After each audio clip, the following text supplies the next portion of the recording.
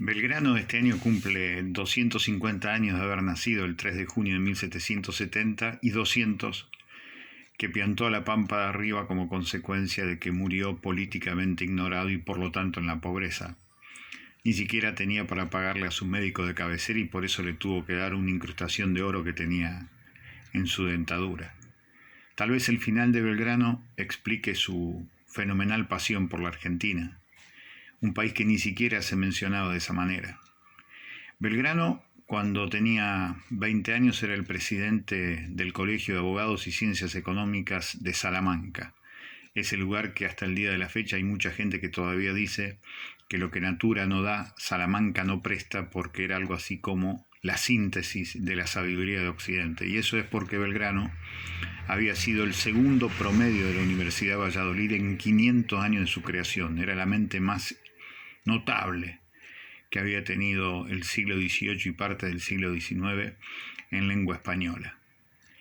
Y cuando llega aquí, al todavía virreinato del Río de la Plata, lo declaran, con 24 años, secretario vitalicio del consulado, algo así como que un muchacho de 24 años, hasta el momento de su muerte, iba a empezar a ganar nada menos que 150 a 200 mil pesos mensuales.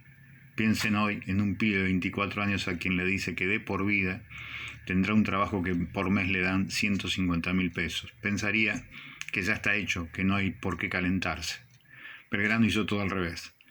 Se calentó por lo que significaba un país que desconocía pero que suponía enorme y en donde las injusticias generaban una enorme multiplicación de pobreza y por el otro lado concentración de riquezas en pocas manos. Por eso primero peleó contra los ingleses cuando los ingleses le habían dicho que se quedara del lado de él, como habían hecho el obispo Luis Riega en Buenos Aires. Belgrano fue en contra de eso, se fue al exilio y empezó a militar la resistencia contra los ingleses. Fue el hombre que le puso un cuchillo en el cuello a Cisnero para que renunciara a su cargo de virrey y fue el ideólogo de la revolución, del plan político de la revolución, lo que se llamó el plan de operaciones junto a Mariano Moreno, en donde decía claramente que el objetivo de la revolución y de la política era la felicidad del pueblo, y que para lograrlo había que concretar la igualdad. Para eso había que descontentar a las riquezas acumuladas que en pocas manos se constituyen en agua estancada que pudren los demás sectores de la vida social.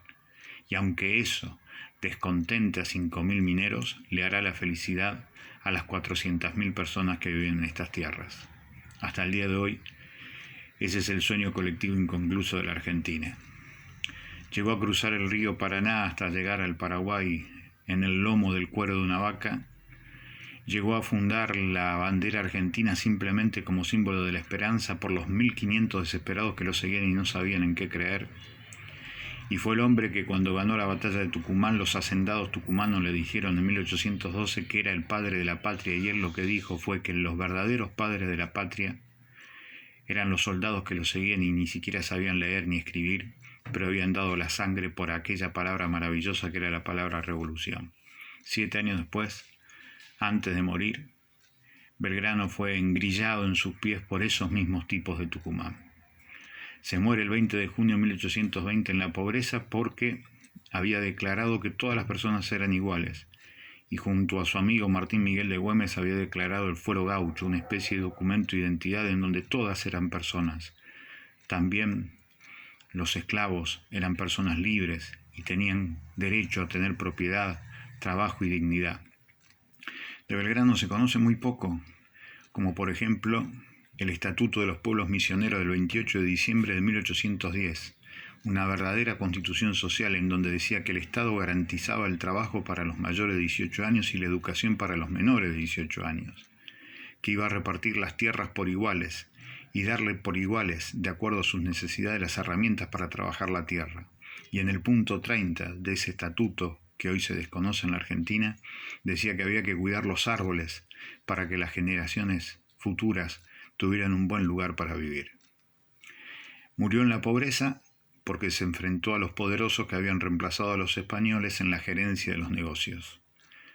Entonces no podían permitir que un revolucionario en serio como Belgrano hiciera flamear la bandera de la igualdad en la vida cotidiana de los argentinos. Por eso un 20 de junio de 1820, dentro de poco se van a cumplir 200 años, Manuel Belgrano se murió no por enarbolar un pedazo de paño celeste y blanco, sino por intentar embanderar a la Argentina en su vida cotidiana de la noble igualdad, esa que hoy pierde por goleada, por la misma goleada que perdió Belgrano y murió en la pobreza 200 años atrás.